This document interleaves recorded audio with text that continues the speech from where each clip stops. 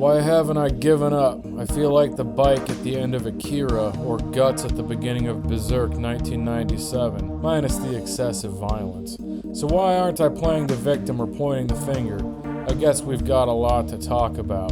Things are becoming false, fake, and fictional fast. When too many fake experiences accumulate in our minds, we tend to become confused and disoriented. The effect feels subtle, but it isn't.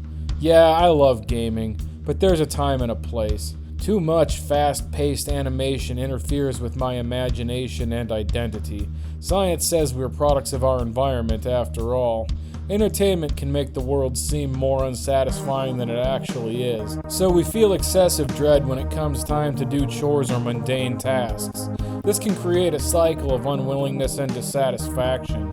Add that to the pile of lessons I've learned the hard way. So why haven't I just given up? Society is an absolute mess. I think the best remedy for our pain is to improve the ratio of quality information against cotton candy content. Timeless ideas are the most useful, the modes of thinking which have been tested for centuries and seem to produce a better quality of life. Of course, there is a time and a place for our hobbies, but my thinking should not be built on some cultural house of cards. Even something deeply fulfilling, like sports or music, the enjoyment of those pursuits will only take us so far.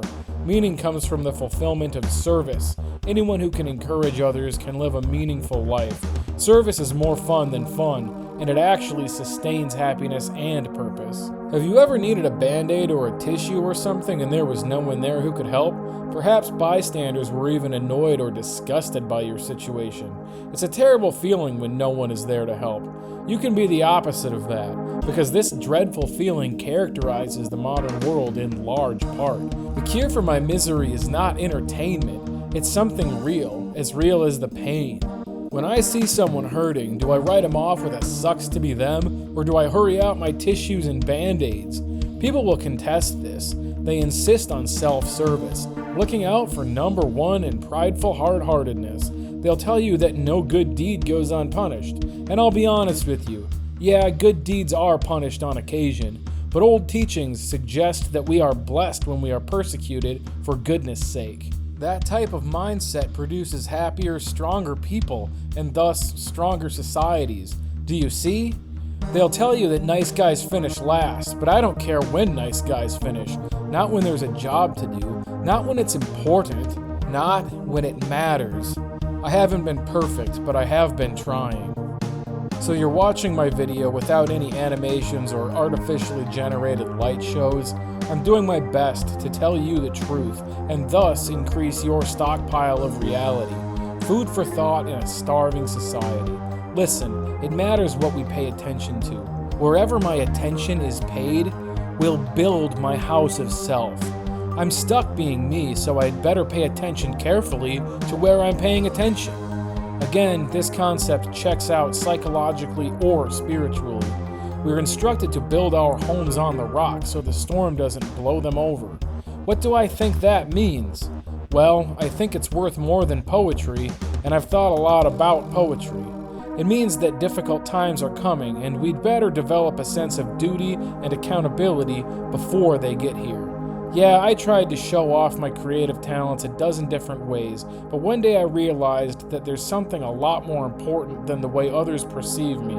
Meaning was the antidote to my misery, and I think meaning, encompassing aim and development, is the antidote to our modern dilemma. Perhaps a bitter pill, but it's one worth taking. It begins with aim and humility and leads to perpetual service, which actually rules. I've heard it said that we serve people through better information. That means truth-telling. Truth is context. Context is sanity. It adds up. It accumulates. Build thinking with what works and what is known to work. The alternative sucks. I've been there. Too much entertainment makes me feel like garbage. I don't want to get used to that. People do, so beware. But if we're consuming entertainment, we might as well look for useful truth within the fiction. Don't get me started about Star Wars. The newer movies aren't so great, in large part because they're subtly attempting to blur the lines between right and wrong, good and evil.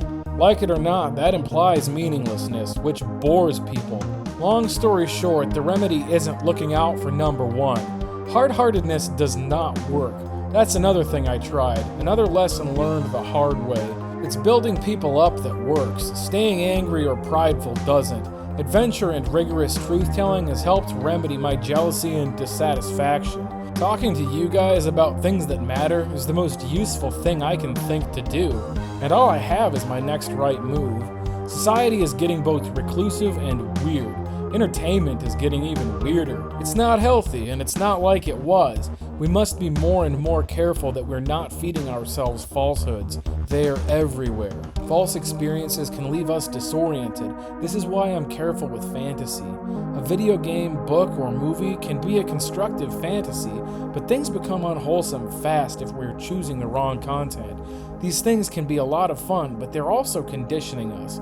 Again, remembering that we're products of our environment. So beware cotton candy content. It can be difficult to look away, but we're being lulled into a full-blown dystopia. Have you ever really thought about the word substance or substantial? I super duper recommend mitigating the slop with some gospel reading. People read it for free on YouTube. Maybe leave it playing in the background during a game of Minecraft or whatever. Hey, remember that change requires action. Humble prayer and meditation are about the best moves we've got left. I wouldn't say that if it hadn't worked for me. You guys, I don't think we have a better bet. I'm sorry, but we're in need of innovative and intellectually courageous maneuvers, and sometimes that means looking back to what worked for generations past. Yes, we are in need of human maneuvers, and the epitome of humanity is the human archetype. We are said to be built in God's image. That idea is a lot older than the gospel accounts, thousands of years actually. So all the pieces fit, and it matters.